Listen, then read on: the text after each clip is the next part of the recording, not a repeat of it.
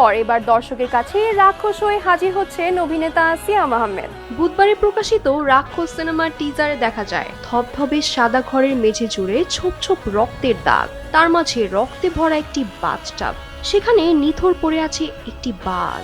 বাথটাবের পাশে সাদা স্যুট বুটে দণ্ডায়মান নায়ক সিয়াম আহমেদ, এক হাতে চাইনিজ কুড়াল আর অন্য হাতে পিস্তল নিয়ে তিনি গুলি ছুড়ছেন মৃত বাঘটির দিকে।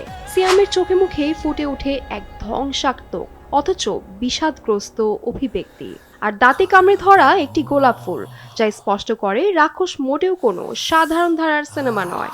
আন্দাজ করা যাচ্ছে রাক্ষসে দেখানো হবে তুমুল ভায়োলেন্স। শান বা অপারেশন সুন্দরবনের পর সিয়ামের ঝুলিতে যুক্ত হয় টানো, মৃধা বনাম মৃধার মতো ভিন্ন ধারার কাজ। এরপর তাণ্ডব সিনেমায় সিয়ামের এন্টি হিরো চরিত্র দারুণ জনপ্রিয়তা পায়। এরপর থেকেই সিয়ামকে নেতিবাচক বা ধূসর চরিত্রে দেখতেই মুখিয়েছিলেন ভক্ত অনুরাগীরা।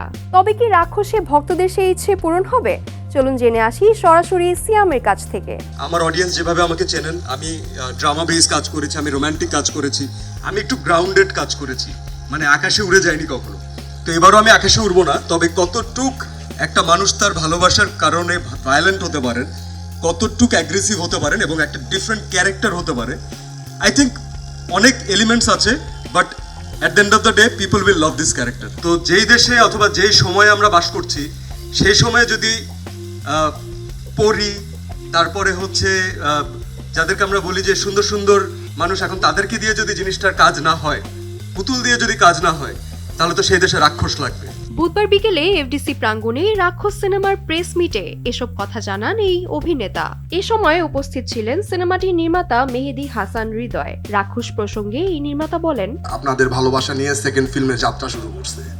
অবশ্যই এই ভালোবাসার জায়গা থেকে সবার যে এক্সপেকটেশন, আমার একটা রেসপন্সিবিলিটির জায়গা থেকে আসলে কতদূর পারছি, কতদূর কি করতেছি, চেষ্টার জায়গায় কোথাও কমতি রাখতেছি না। কজ সবার আমার উপর একটা এক্সপেকটেশন আছে যে আসলে আমি কি বানাইতে যাচ্ছি আফটার বরবাদ।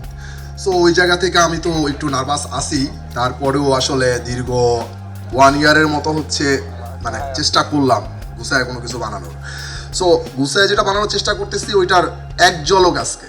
তো আশা করি একটা ঝলক দেখার পরে সবাই বুঝে ফেলবেন যে আসলে কি আসতে যাচ্ছে।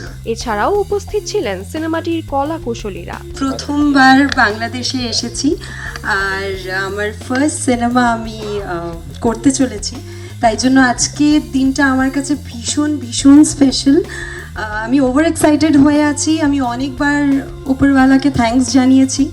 খুব বেশি কিছু বলার পরিস্থিতিতে নেই আমি এখন, যেহেতু এত এক্সাইটেড, বাট আমি মনে করি যে আমি ভীষণ লাকি, কারণ আমি এত ভালো মানুষদের সাথে আমার ফার্স্ট সিনেমা বাংলাদেশে করতে চলেছি। সবকিছু ঠিক থাকলে রাক্ষস সিনেমাটি এবারের ঈদুল ফিতরে মুক্তির পরিকল্পনা চলছে।